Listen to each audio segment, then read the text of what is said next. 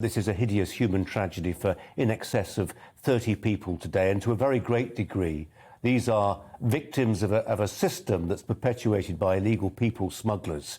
Where do you feel that blame should lie?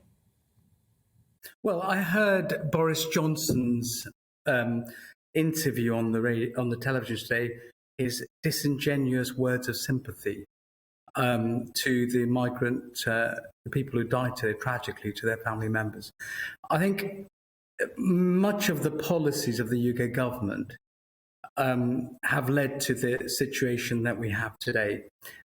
You won't catch the smugglers completely. You can't police the coastline of France. It's a practical impossibility.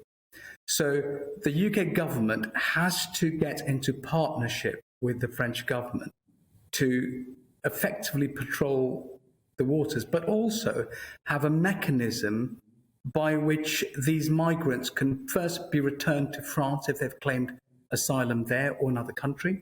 Because at the moment, there is no agreement between France and the UK to repatriate asylum seekers who've claimed asylum elsewhere. The asylum seekers are aware of that. And there's a window of opportunity where they just need to get here. Priti Patel, I don't know, she's sitting on her hands on this point, but she has to get into partnership with the French and have a bilateral agreement for, firstly, to repatriate those that have claimed asylum. Yeah, I'm just going to stop you for a second. There's a couple of charges there. The one about Priti Patel sitting on her hands. I mean, we know how difficult it's been for HMG, for Her Majesty's government, to get anything going with the French. There's been a reluctance, it would appear, from the Elysee Palace to get involved in talks with the British. So, it's easy for us to say more ought to have been done. This is a Home Secretary whose officials have drafted a new borders bill, who sought to reach out to the French and offer financial support to have things like aircraft flying over, extra British police on the beaches of France. And for whatever reason, there appears to be a reluctance on the part of the French to collaborate meaningfully with their British counterparts. And that's not Priti Patel's fault. She's tried what she can, and throughout she's warned that what's happened today would happen. It's in both states' interest to resolve this problem, but you won't resolve it through effective border control. The migrants will keep on coming. It will not stop. And the reason is they've gone from the lorries to the boats. In actual fact, the numbers have come down since last year, the number of people claiming asylum in the UK. The difference is that we can see them coming across the channel, whereas before in the backs of lorries, we didn't know who was coming over. That's the difference. But no, look, the Refugee Convention is not fit for purpose. You have to physically be in a country to claim asylum.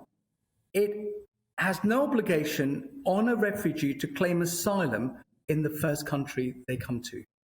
And also, we don't know who these people are. I mean, if I was Taliban, I'd be sending people across now. A great time to send people over. So there needs to be a system of vetting. And at the time the convention was written in 1951, we lived in a different world. And so my view is we need to have a UK domestic law to deal with refugees. We need to come out that convention because it doesn't work. This will be resolved through diplomatic partnership with the French, and that's what's going to happen in the end. Ivan, should the fundamental principle, however, not be one that will ultimately save lives, which is to send out the strongest possible signal of deterrence? If you want to try and come to this country illegally, you will find it very difficult. You may even find it counterproductive. And I know people scoff at the schemes that come from the wilder shores of the Home Office, the idea of let's have a third-party processing camp in Albania, perhaps in some Central African republic, or we're going to use jet skis to turn back some of the boats mid-channel. How would that work without risking a loss of life and then legal action against the people on the jet skis? But nobody can accuse this government of not understanding that fundamental principle that actually if you make it easier for people to try and make their way illegal to this country, you will simply get more and more people seeing that as the way you get into the country. More of them will risk their lives, and in so doing, more of them will perish. No, I agree. There is a pull factor. I accept that. But look, can I just correct you, first of all? There's no such thing as illegal entry if you're claiming asylum. It's perfectly legal. In fact, you can enter the UK with a false passport and claim asylum. The Refugee Convention allows individuals to do that. I'm all against illegal entry. I'm absolutely, it's wrong. We should deter people coming illegally. But what we're doing is we're sending a message saying, don't come to this country to claim asylum. That's the message we're sending out to the world. That's not the principles upon which the UK was built.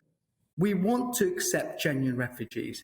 And if you look at the numbers, Germany accepted 100,000 last year. Do you know how many we accepted? It was considerably smaller than that, for sure. 26,000. Yeah. And of the 13 million refugee children, we accepted 3,000. So, but Ivan, for this, the numbers to fly, there. but for this to fly, I mean, I know it's immigration lawyers and NGOs and charities will take a position on this, and it's of course absolutely as is your right. But you'll know every single poll on this when it comes to asking the question of the general public whether they want to see this happening. And as you say, it may be because it's so much more visible than it was before. But they have strong opinions on this. And, in a country, in a democratic society where we frame the way we behave by consent, there is no consent for the largesse towards immigrants of whatever stamp you're talking about.